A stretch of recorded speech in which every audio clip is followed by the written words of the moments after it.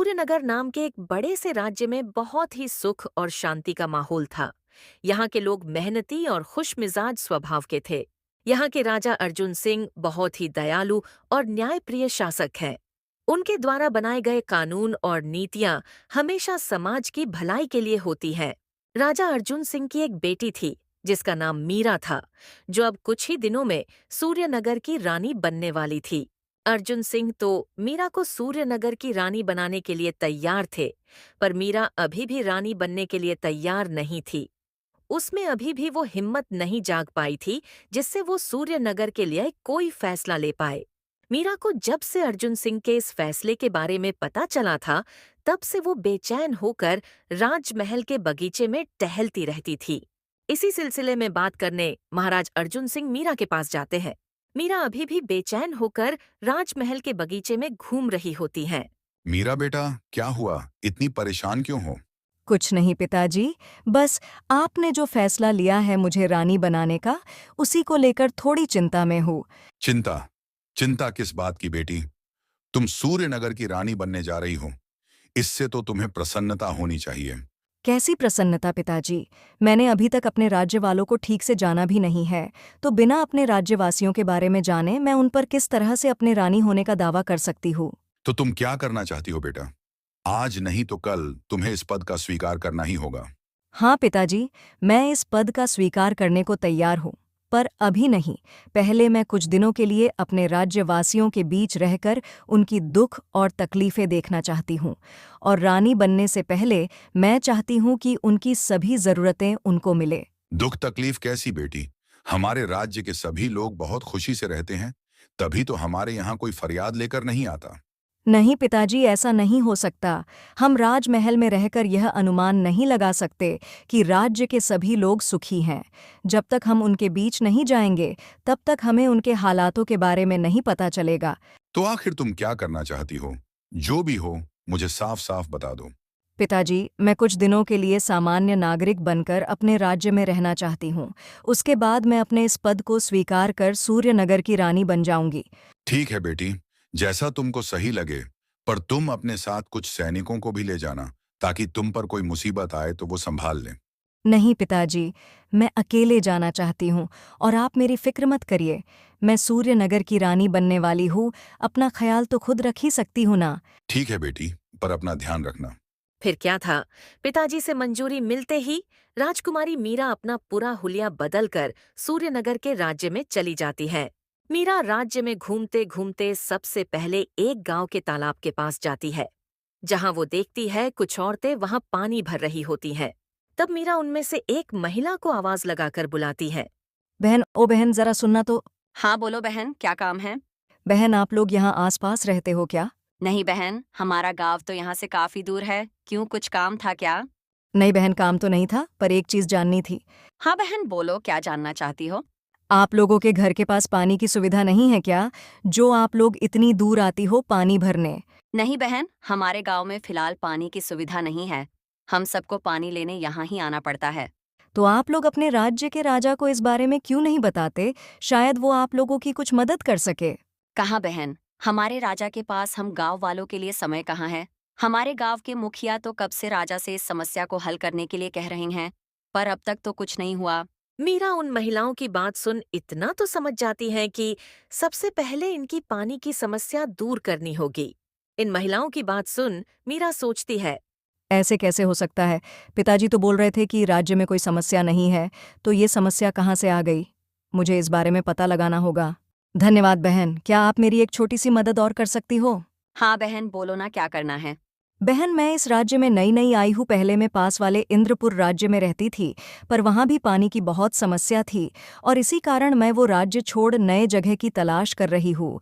क्या आप मुझे अपने गांव के मुखिया से मिला सकती हो, ताकि मैं उनकी सहमति लेकर इस गांव में रह सकूं? ठीक है बहन, आप चलिए मेरे साथ, मैं आपको उनसे मिलवा देती हूँ। मीरा उस महिला के पीछे पीछे गांव के मुखिया के पास पहुंच जाती है। बहन यही रहते हैं मुखिया जी, आप उनसे बात कर लीजिएगा, मैं चलती हूँ। अच्छा ठीक है बहन, आपका बहुत बहुत धन्यवाद। मीरा को मुखिया के घर के सामने छोड़ वो महिला वहां से चली जाती है, और मीरा मुखिया जी को आवाज लगाती है। मुखिया काका, ओ मुखिया काका, क्या आप घर पर हो? मीरा की आवाज सुन मुखिया बाहर आता है। हाँ बोलो बेटा, क्या हुआ? कुछ काम था क्या? हाँ काका, मेरा नाम मीरा है। मैं पास वाले राज्य से आई हूँ। वहाँ पानी की बहुत समस्या है। पानी लाने मुझे अपने घर से काफ़ी दूर जाना पड़ता है और मेरे साथ मेरी बूढ़ी माँ रहती है, जिनकी तबीयत बहुत खराब है। जब मैं पानी लाने जाती हूँ तो उनका ध्यान रखने के लिए कोई नहीं होता। इसलिए मैं यहाँ आई हूँ ताकि मुझे आपके गाँव में रहने की जगह और इजाज़त मिल जाए। मुखिया मीरा की बात सुन थोड़ी सोच में पड़ जाता है। अब इस बच्ची को मैं यहाँ रहने कैसे बोलूं? हमारे गांव की भी तो यही समस्या है। बेटा, मैं तुम्हें यहाँ रहने की जगह और इजाजत दोनों दिला दूं। पर बेटी, हमारे गांव की भी यही समस्या है। हमारे गांव से भी पानी लाने गांव के बाहर वाले तालाब पर जाना पड़ता है। पर मुखिया काका, मैंने तो सुना था इस राज्य में कोई समस्या नहीं है। इस राज्य के राजा इस राज्य के सभी गांवों का बराबर ध्यान रखते हैं और इस राज्य में सब हंसी खुशी से रहते हैं। देखो बेटी, मैं तुम्हें झूठा दिलासा नहीं देना चाहता हूं, पर ये बातें सिर्फ बनाई गई हैं। हमारे राजा का तो पता नहीं, पर राजमहल के मंत्री और सिपाही सब चोर और कपटी स्वभाव के हैं। क्यों काका, ऐसा क्या करते हैं राजमहल के मंत्री और सिपाही?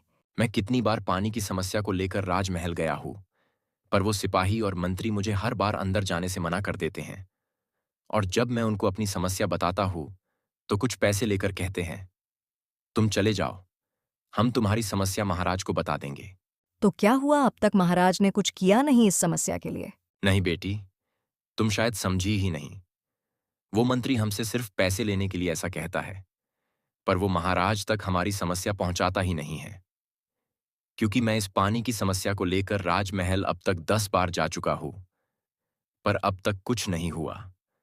अब तो मैंने राजमहल जाना भी छोड़ दिया है।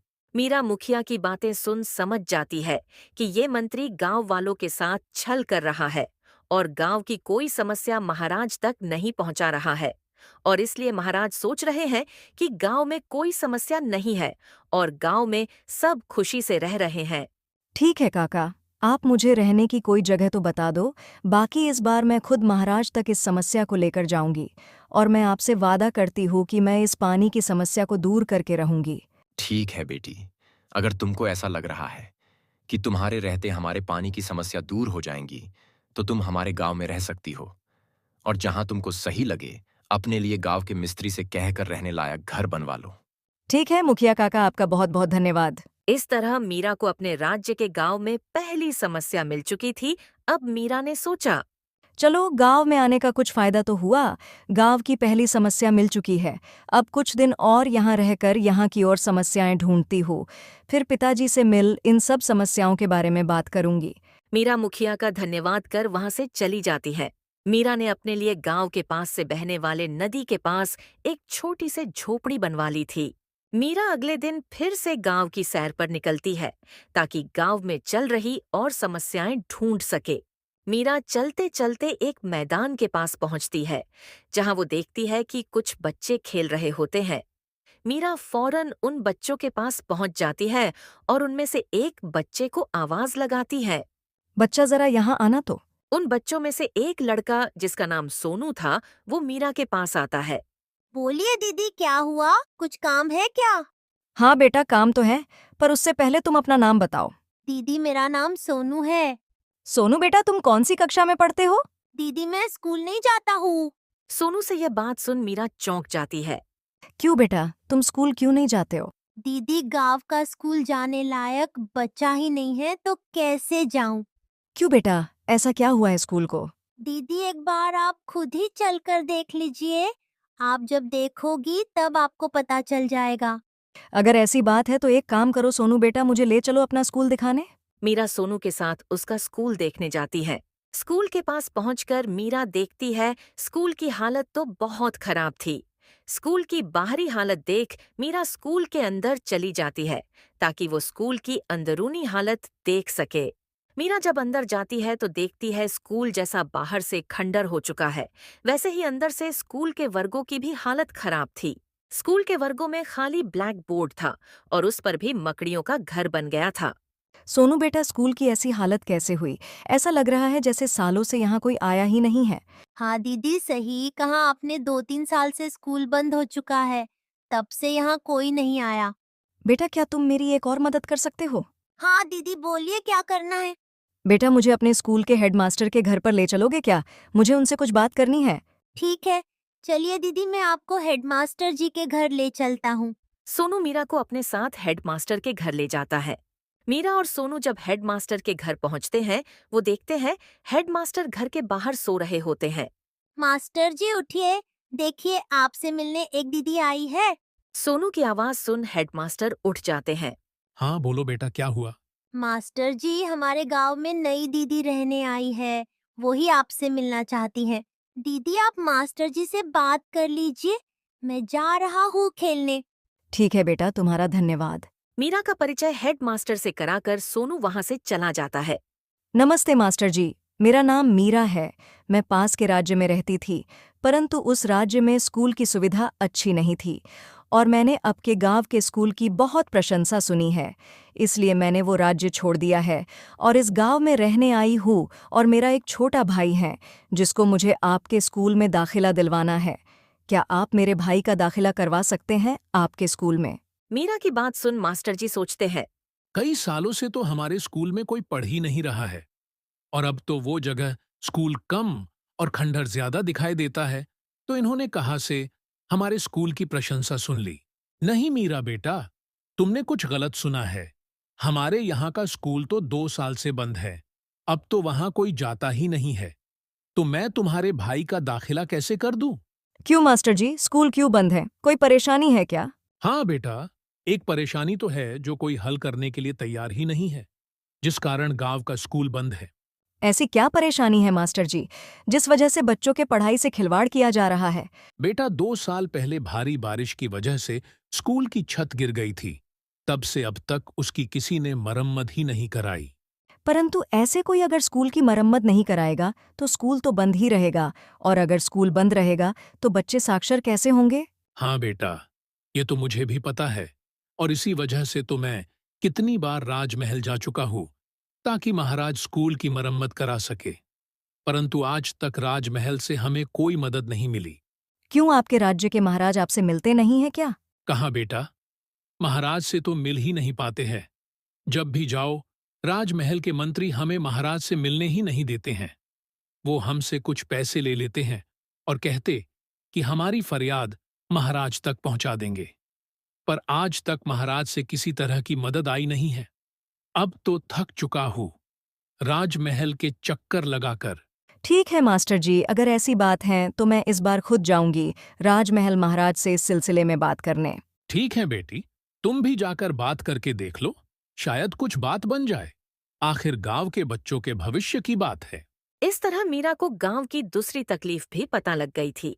मीरा इतना तो समझ गई थी कि जब पानी और शिक्षा, जो हर व्यक्ति का अधिकार है, उसके लिए गांव वाले परेशान हो रहे हैं, यानी कि गांव में और भी परेशानियां तो जरूर होंगी। इसलिए मीरा कुछ दिन और गांव में रुकने का निर्णय लेती है। ठीक है मास्टर जी, मैं आपसे अब तभी मिलूंगी जब गांव के स्कूल की मरम्मत हो चुकी होगी। ठीक है बेटा, जाओ, जो हमसे नहीं हो पाया शायद वो तुम ही कर दिखाओ। मीरा मास्टर के यहाँ से निकलकर सीधा गांव के चौराहे पर जाती है, ताकि वो गांव के उम्र-दराज लोगों से मिलकर उनकी भी समस्या पता कर सके। मीरा जब चौराहे की तरफ जा रही होती है, तभी वो देखती है कि पास में पेड़ के नीचे एक बूढ़े काका रो रहे होते हैं। काका को रोते देख मीरा बूढ़े काका के पास चली जाती है। क्या हुआ काका, क्यों रो रहे हो? कुछ तकलीफ है क्या? नहीं बेटा, बस ऐसे ही। बोले काका, मुझे आप अपनी बेटी ही समझिए और बोले क्या तकलीफ है, क्यों रो रहे हो? कुछ नहीं बेटी, बस थोड़ी घर की परेशानी से परेशान हूँ। क्या हुआ आपके घर पर, मुझे बताइए, मैं आपकी शायद कुछ मदद कर सकूं। तुम कौन हो बेटी और मेरी मदद क्यों करना चाहती हो? काका, मेरा नाम मीरा है। मैं पास वाले राज्य से आई हूँ। मैं उस राज्य के राजा की सलाहकार हूँ। वहाँ के राजा मेरी सलाह लिए बगैर कोई काम नहीं करते थे। फिलहाल मैं छुट्टी लेकर अलग अलग राज्यों में सैर करने निकली हूँ। अच्छा बेटा, तो क्या तुम मेरी भी मदद करोगी? हाँ काका, आप बताइए क्या परेशानी है। मुझसे जितना हो सकेगा मैं उतना तो जरूर करूंगी। बेटी, मेरे परिवार में केवल मैं हूँ और मेरी पत्नी है। मेरा इस दुनिया में मेरी पत्नी के अलावा कोई नहीं है। मेरे पास एक छोटी सी जमीन थी जिस पर खेती कर मैं अपना और अपने पत्नी का पालन पोषण करता था, परंतु कुछ दिनों पहले एक जमींदार ने मुझसे मेरी वो जमीन छीन ली है। मैं जब भी खेत पर जाता हूँ तो उस जमींदार के गुंडे आकर मुझे वहां से भगा देते हैं। काका, तो आपने अपने राज्य के राजा को उस जमींदार के बारे में शिकायत की या नहीं? कहाँ बेटी, मैंने जब उस जमींदार को बोला कि मैं तुम्हारी शिकायत महाराज से करूंगा तो वो बोल रहा है जिसको शिकायत करना है कर ले। ये जमीन राजा ने उसे तोहफे में दी है। उसके बाद मैं कितने बार राजमहल के चक्कर काट चुका हूं, पर वो मंत्री मुझे राजा से मिलने ही नहीं देता है। जब भी जाता हूं बोलता है मैंने महाराज को बता दिया है, वो जल्दी ही गांव में आकर मेरी जमीन मुझे दिलवा देंगे। पर अब तक न तो वो मंत्री आया ना ही महाराज। अब तुम ही बताओ बेटी, इस उम्र में मैं क्या करूं? एक जमीन थी वो भी छीन ली। अब कैसे करूं मैं मेरा और मेरी पत्नी का पालन पोषण? मीरा काका की बात सुन समझ जाती है कि सारी समस्या का कारण वो मंत्री ही है। वो गांव के लोगों की कोई भी समस्या महाराज तक नहीं जाने दे रहा है, और कोई समस्या जब महाराज को नहीं मिल रही है तो उनको लग रहा है राज्य में सब खुश हैं। अगर ऐसी बात है तो कल अपने साथ मुझे ले चलिए उस जमींदार के पास और कहना मैं आपकी बेटी हूँ, बाकी का सब मैं संभाल लूंगी काका। ठीक है बेटी, कल सुबह यहीं मिलना, मैं तुम्हें अपने साथ ले चलूंगा उस जमींदार से मिलाने। काका के वहां से निकलकर मीरा अपनी कुटिया में जाकर उस कपटी मंत्री को फंसाने के लिए पैतरे सोचने लगती है। इस मंत्री के कारण सभी गांव वाले परेशान हैं और सब गांव वालों को लग रहा होगा कि महाराज को इन गांव वालों से कोई मतलब नहीं है। एक काम करती हूँ, इस मंत्री को सबके सामने फंसाती हूँ, तब जाकर सबको पता चल जाएगा कपटी यह मंत्री है। इन सब में महाराज का कोई दोष नहीं है। अगली सुबह उस पेड़ के नीचे आकर मीरा काका का इंतजार करने लगती है। कुछ देर बाद काका वहां आते हैं। चलो बेटी, चलते हैं उस जमींदार से मिलने। मीरा काका के साथ उस जमींदार से मिलने चली जाती है। जब काका और मीरा जमींदार के पास पहुंचते हैं तो देखते हैं वो एक पेड़ के नीचे खटिया लगाकर सोया हुआ था। ओ जमींदार साहब, उठो और हमारी बात सुनो। मीरा की आवाज सुन जमींदार उठ जाता है। अरे तुम कौन हो और यहाँ क्या कर रही हो? साहब, मेरा नाम मीरा है, मैं इनकी पुत्री हूँ। आपने मेरे पिताजी की ज़मीन ले ली है और मेरे पिताजी के पास बस एक यही ज़मीन है साहब। अगर यह भी इनके पास नहीं रही तो हम भूखे मर जाएंगे। कृपा कीजिए, हम गरीब पर साहब। ये जमीन तुम्हारी थी, अब ये जमीन मेरी है। ये जमीन मुझे खुद महाराज ने दी है तोहफे के तौर पर। जाओ और जाकर महाराज से कहो, वो कहेंगे तो मैं आपको यह जमीन वापस दे दूंगा। साहब, आपको यह ज़मीन खुद महाराज ने दी थी क्या? नहीं, मंत्री साहब ने आकर कहा था कि महाराज ने मुझे ये जमीन तोहफे में दी है। पिताजी, जब मंत्री जी ये ज़मीन इन साहब को तोहफे में दे रहे थे तो क्या उस समय आप वहाँ थे? नहीं बेटी, मुझे तो अगली सुबह जब मैं खेत पर काम करने आया तो पता चला। हाँ तो क्या, मंत्री जी मेरे घर आए थे। साहब, ये ज़मीन आपको महाराज ने तोहफे में दी है, यह हम मानते हैं, परंतु यह ज़मीन जब मंत्री जी आपको दे रहे थे तो उस समय न तो पिताजी वहाँ थे और न मैं, तो हम कैसे मान ले कि सच्ची में महाराज ने आपको ये ज़मीन तोहफे में दी है? एक काम कीजिए साहब, आप मंत्री जी को यहाँ बुला लें और हम सबके सामने ये बोल दें कि यह ज़मीन आपको महाराज ने तोहफे में दी है। अगर आपने इतना कर दिया तो मैं और पिताजी इसके बाद आपको इस ज़मीन के लिए कभी परेशान नहीं करेंगे। मीरा से यह सुन जमींदार सोचता है, ये लड़की भी कितनी पागल है। इसने तो मुझे ऐसा पैंतरा बता दिया जिससे मैं अब किसी की भी जमीन हड़प सकता हूँ। मंत्री को कुछ पैसे देकर कहलवा दूंगा कि वो जमीन महाराज ने दी है। इसे तो मुझे बहुत फायदा होने वाला है। ठीक है, मैं कल मंत्री जी को बुला लूंगा, तुम लोग भी आकर सुन लेना, फिर बाद में मत कहना कि मैं झूठ बोल रहा हूं। ठीक है साहब, हम कल यही आ जाएंगे। मीरा काका को लेकर वहां से चली जाती है। थोड़ी दूर पहुंचकर काका मीरा से कहते हैं, बेटी, तुमने यह क्या कर दिया? अब तो मेरे हाथ से यह जमीन चली जाएगी। अब मैं क्या करूंगा? काका, आप चिंता मत कीजिए, मैं हूं ना, मैं सब कुछ संभाल लूंगी। आप बस कल समय से अपने खेत पर पहुंच जाना। ठीक है बेटी, बस किसी तरह मेरी जमीन मुझे वापस दिला दो। मैं जिंदगी भर तुम्हारा कर्जदार रहूंगा। हाँ काका, आप चिंता छोड़ दो और कल सुबह अपने खेत पर मिलना। अगले दिन काका और मीरा दोनों खेत पर जल्दी से पहुंच जाते हैं। काका, आप यहीं खड़े रहो और जमींदार और मंत्री जी से बात करना, मैं उस पेड़ के पीछे छुपी रहूंगी। ऐसा क्यों बेटी? तुम चली जाओगी तो मैं क्या बात करूंगा? काका, आप केवल किसी तरह मंत्री के मुंह से निकलवा लेना कि यह जमीन जमींदार की है, फिर पीछे से मैं आती हूँ। ठीक है बेटी। मीरा फटाफट जाकर पेड़ के पीछे छुप जाती है और जमींदार और मंत्री के आने का इंतजार करती है। फिर कुछ समय बाद जमींदार और मंत्री वहां आते हैं। नमस्कार मंत्री जी। नमस्कार। और बताओ क्या सुनना चाहते हो तुम मेरे मुंह से? रुकिए मंत्री जी, ये नहीं इसकी बेटी सुनना चाहती है। ओ काका, कहाँ रह गई तुम्हारी बेटी? जल्दी बुला लो, मंत्री जी के पास और भी काम है। अरे जमींदार साहब, मैंने सुना, उसने सुना, एक ही बात है। बोलिए मंत्री जी, ये जमीन किसकी है? देखो काका, यह जमीन महाराज ने इससे प्रसन्न होकर इसे तोहफे में दे दी है। अब से इस जमीन का मालिक ये है। मंत्री जी, रहम कीजिए, मेरे पास इस जमीन के अलावा कुछ नहीं है। मैं मेरे परिवार का पालन पोषण इसी जमीन के जरिए करता हूँ। मेरी जमीन मत छीनिए। देखिए काका, ये मेरा फैसला नहीं है, ये महाराज का फैसला है, इसलिए मैं कुछ नहीं कर सकता। मंत्री के इतना बोलते ही मीरा सामने आती है। क्या कहा मंत्री जी, ये किसका फैसला है? जरा फिर से बोलिए तो। राजकुमारी मीरा को सामने देख मंत्री की सिट्टी पिट्टी गुल हो जाती है। अरे राजकुमारी मीरा, आप यहाँ क्या कर रही हो? मेरी छोड़िए मंत्री जी, आपने जो गांव में राजमहल की नाक कटवा कर रखी है, इसकी चर्चा तो मैं पिताजी से करके रहूंगी। आप यहाँ अपना जेब भरने के लिए भोले भाले गांव वालों से पैसे ले रहे हो और उनकी फरियाद तक महाराज तक नहीं पहुंचा रहे हो। और वहां महाराज सोच रहे हैं राज्य में सब सुखी है, किसी को कोई परेशानी नहीं है। उन बेचारों को तो पता भी नहीं उनका मंत्री क्या गुल खिला रहा है।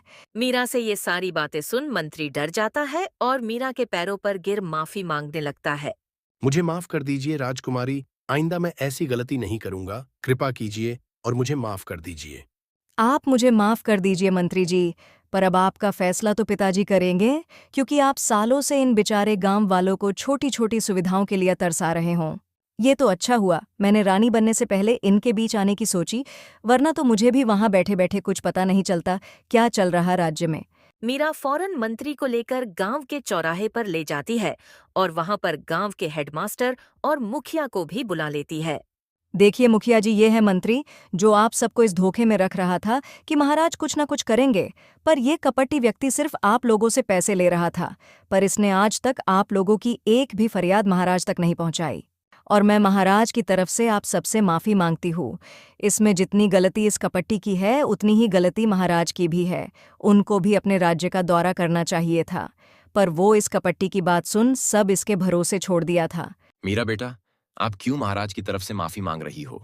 मुखिया काका, मैं हूँ मीरा, आपके राज्य के महाराज की पुत्री राजकुमारी मीरा। मीरा की यह बात सुन सारे गांव वाले मीरा के नाम का जयकारा लगाना शुरू कर देते हैं।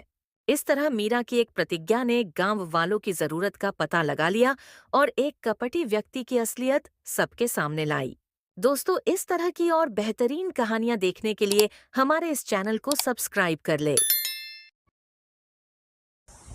सालों पहले की बात है। रामपुर नामक गांव में एक इंस्पेक्टर रहता था। उस इंस्पेक्टर का नाम ग्रेवाल सिंह था। गांव में ग्रेवाल सिंह बहुत प्रसिद्ध पुलिस वाला था। उसे सब लोग बहुत अच्छी तरह से जानते थे। इसीलिए नहीं क्योंकि वह बहुत बहादुर और ईमानदार था, बल्कि इसलिए क्योंकि वह बहुत बेईमान और घमंडी था। एक दिन ग्रेवाल सिंह अपने एक सब इंस्पेक्टर राघव के साथ रामलाल के राशन की दुकान पर जाता है। ओ रामलाल, बहुत शिकायत आ रही है तेरी। सुना है दुकान के सामान में मिलावट करता है तू। अरे साहब, ये क्या कह रहे हैं आप? हम तो एकदम बढ़िया माल मंगवाते हैं, हमारा सामान एकदम अच्छा है। साहब, आप चाहे तो खुद देख लीजिए। ओ सेठ, मुझे इतना मत सिखाओ, समझे? अभी तुझे पकड़कर जेल में डाल दूंगा। राशन में मिलावट करता है और मुझे सिखाता है। नाम भूल गया क्या हमारा? इंस्पेक्टर ग्रेवाल सिंह नाम है मेरा। साहब दया करिए, आप जो कहेंगे वह मैं करूंगा। देख, अगर तू जेल गया तो तेरा बहुत खर्चा होगा। उससे अच्छा वो तू मुझे दे दे, मैं तुझे छोड़ दूंगा, वरना तो तू जेल जाएगा।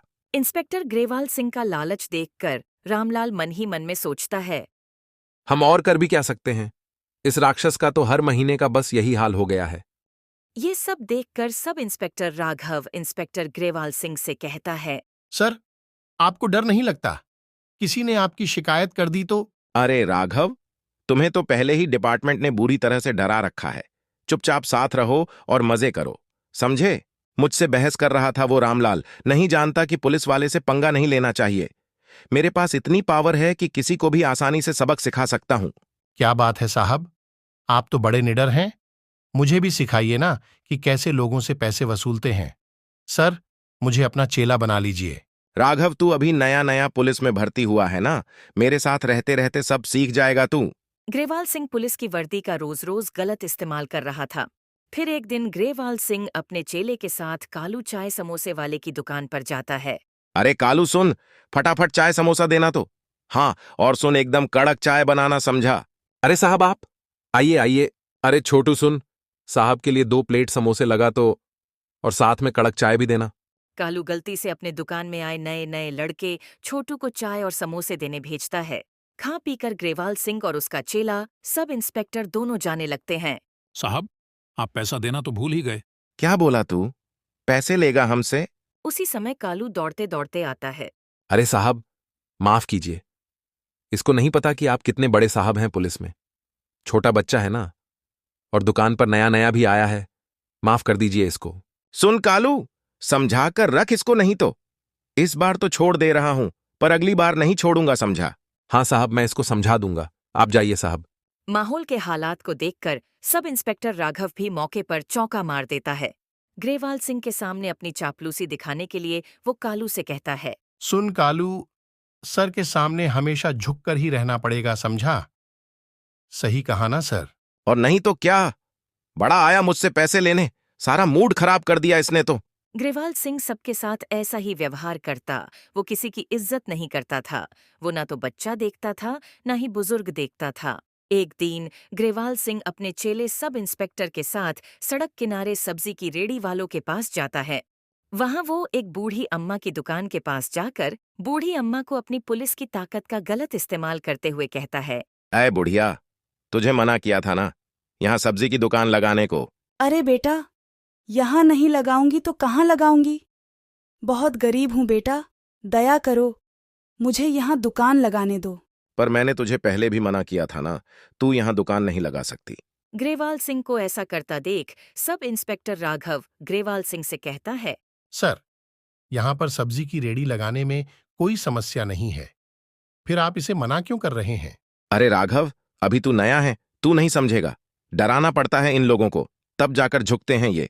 बेटा, मैं बहुत गरीब हूँ, किसी तरह अपना पेट पाल लेती हूँ, दया करो, बहुत दुआएं दूंगी तुम्हें। दुआ का मैं क्या करूंगा, तू जानती नहीं मैं क्या कर सकता हूं। जा यहां से, नहीं तो 200 रुपए दे। बूढ़ी सब्जी वाली दुखी होकर घर चली जाती है। घर पर उसकी एक पोती थी जो बूढ़ी अम्मा को देखकर उसके पास आती है और कहती है। दादी, आप इतना जल्दी आज कैसे आ गई? क्या बताऊं बेटी, अब मैं वहां सब्जी नहीं बेच पाऊंगी। पर क्यों दादी, वहाँ क्या दिक्कत है? वहाँ तो बहुत से लोग सब्जियां बेचते हैं और आप तो बहुत अच्छी सब्जियां रखती हैं। हम गरीबों का कोई सहारा नहीं होता बेटी। शहर के बड़े पुलिस वाले ने मुझे वहां रेडी लगाने से मना कर दिया।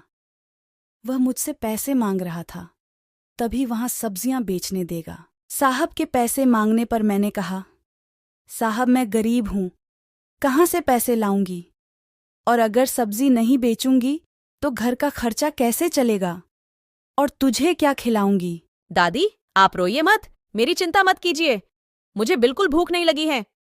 चलिए दादी, हम पुलिस अंकल को बोलते हैं, वह हमारी बात जरूर मान जाएंगे। नहीं मेरी बच्ची, वह तेरी भी बात नहीं मानेगा।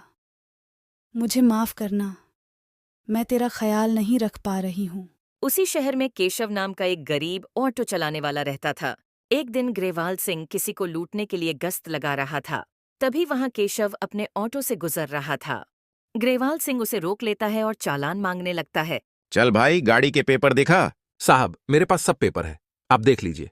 हाँ तो क्या, चल 1000 रुपए निकाल, तेरा चालान कटा है। 1000 रुपए? किस बात के साहब, मेरे तो सारे कागज सही है। हाँ सर, इसके तो सारे पेपर सही हैं। तुम चुप रहो राघव, मैं इसे अभी सबक सिखाता हूं। सर जो बोल रहे हैं वह कर, वरना तेरी गाड़ी हड़प लूंगा। पर यह तो गलत है साहब, मैं क्यों दूं आपको पैसे? मैं नहीं दूंगा, ये आप लोग गलत कर रहे हैं। ग्रेवाल सिंह फिर केशव को शराब पीकर गाड़ी चलाने के झूठे जुर्म में जेल भिजवा देता है। इस तरह सब ग्रेवाल सिंह से परेशान थे। ग्रेवाल सिंह की ऐसी हरकतों को रोज रोज देख देख कर सभी गांव वाले भी परेशान हो गए थे। एक दिन गांव के चौराहे पर कुछ लोग मिलकर ग्रेवाल सिंह की ही बात कर रहे थे। ये हमारे गांव के जो इंस्पेक्टर हैं, बड़े लालची हैं भाई, हर समय झूठे इल्जाम का डर दिखाकर हमसे पैसे वसूलते हैं। हाँ भैया, सही कह रहे हैं। हम तो बड़ा परेशान हो गए हैं। काम धंधा करना भी बड़ा मुश्किल सा हो गया है। अब क्या करें भैया, इनकी बात तो माननी ही पड़ेगी, वरना पता नहीं ये क्या कर दें। अब देखो भैया, कैसे और कब तक हमें उससे राहत मिलती है। हर बुराई का कभी ना कभी तो अंत होता ही है। सच ही कहा गया है, हर बुराई का अंत जरूर होता है। रिश्वत के पैसों से ग्रेवाल सिंह ने एक कार खरीदी और अपनी पत्नी और बेटी को लेकर उसमें घूमने जाने वाला था। अरे रानी, सुनती हो? देखो बाहर क्या लाया हूं आज। अरे वाह, नई कार। क्या जी, आपको बोनस मिला है क्या? अरे मेरी लाडो, इंस्पेक्टर ग्रेवाल सिंह अगर चाहे तो हर रोज बोनस मिल सकता है। तुम आम खाओ, गुठलियां क्यों गिन रही हो? कैसी लगी कार मेरी ये गुड़िया को? बहुत अच्छी है पापा, मुझे चिड़ियाघर ले चलिए और आइसक्रीम भी खिलाएगा। हाँ, पर पहले हम मंदिर चलेंगे, ठीक है ना? ठीक है मम्मी, पर आइसक्रीम जरूर खिलाना। मेरी गुड़िया जो कहेगी वही होगा। ग्रेवाल सिंह मस्ती में कार चला रहा था। अचानक सामने से एक ट्रक आता है जिसका ड्राइवर नशे में था। ड्राइवर बहुत तेज ट्रक चला रहा था। तेज ट्रक की वजह से ग्रेवाल सिंह की गाड़ी का संतुलन बिगड़ जाता है और वो एक पेड़ से टकरा जाती है। उसकी बेटी को ज्यादा चोट लग जाती है। तभी वहां केशव अपना ऑटो लेकर गुजर रहा होता है। साहब, बाहर आ जाइए मेरा हाथ पकड़कर। ग्रेवाल सिंह किसी तरह बड़ी मुश्किल से बाहर निकल पाता है। साहब, अंदर और भी लोग हैं क्या? मेरी गुड़िया अंदर ही है और मेरी पत्नी भी। हाँ साहब, मैं अभी निकालता हूं, आप फिक्र मत कीजिए। बड़ी मुश्किल से केशव सबको बाहर निकालता है और अपने ऑटो में बैठाकर अस्पताल ले जाता है। अस्पताल में डॉक्टर ग्रेवाल सिंह की पत्नी और उसकी बेटी की हालत के बारे में ग्रेवाल सिंह से कहता है। अभी आपकी पत्नी ठीक है, पर आपकी बेटी को खून की जरूरत है, जल्दी ही इंतजाम कर दीजिए। मैं कोशिश करता हूं, आप मेरी बेटी का इलाज अच्छे से कर दीजिए। इस वक्त तक केशव ने यह बात पूरे गांव में बता दी थी और सभी गांव वाले अस्पताल में आ गए थे। साहब, आप बिल्कुल चिंता मत कीजिए, मैं बिटिया रानी को अपना खून दे दूंगा। आप लोग कितने अच्छे हैं। मैंने आप सभी लोगों के साथ कितना बुरा बर्ताव किया, फिर भी आप सभी लोग मेरी मदद के लिए यहाँ खड़े हैं। आप चिंता मत कीजिए साहब, बिटिया रानी बिल्कुल ठीक हो जाएंगी। माँ, आपको तो मैंने बहुत दुख दिया है, फिर भी आप मुझे दुआ दे रही हैं। आप सब लोग मुझे माफ कर दीजिए। आप लोगों ने मेरी आंखें खोल दी। अब मैं कभी कोई गलत काम नहीं करूंगा और अपनी वर्दी का हमेशा सही इस्तेमाल करूंगा। आप सब की वजह से मेरी गुड़िया और हम लोग बच पाए। आप लोगों का बहुत बहुत धन्यवाद। दोस्तों, इस कहानी से हमें यह सीख मिलती है कि हमें हमेशा सबके साथ मिलजुल कर रहना चाहिए। हमें कभी किसी के साथ गलत व्यवहार नहीं करना चाहिए। अगर हम किसी के साथ गलत करेंगे तो हमारे साथ भी कभी ना कभी गलत हो सकता है, क्योंकि भगवान के घर में देर है, अंधेर नहीं। तो दोस्तों, इस प्रकार की और शानदार कहानी देखने के लिए चैनल को जरूर से सब्सक्राइब कीजिएगा।